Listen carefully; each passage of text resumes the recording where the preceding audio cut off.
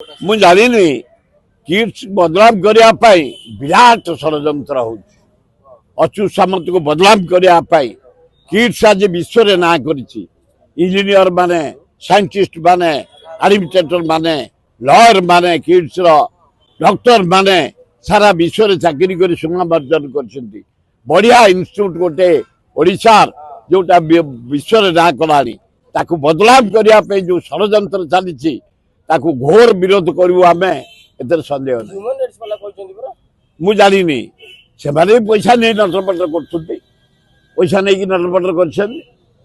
ଏଥିର ଫ୍ୟାନ୍, ଏଠି ସବୁ ଫ୍ୟାନ୍। ପିଲାମାନେ ଭଲରେ ପଢୁଛନ୍ତି।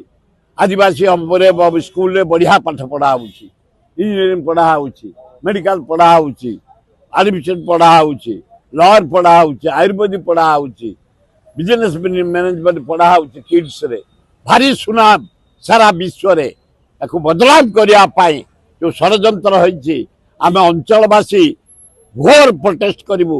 ସମୟକୁ ଅପେକ୍ଷା କରୁ। देश विदेश कोण अनुकोणर टेक्निक खबर देखंतु आम सह यूट्यूब, फेसबुक और इंस्टाग्राम रे आमको देखंतु, लाइक, शेयर और सब्सक्राइब करने को आद्यम भूलंतुनि।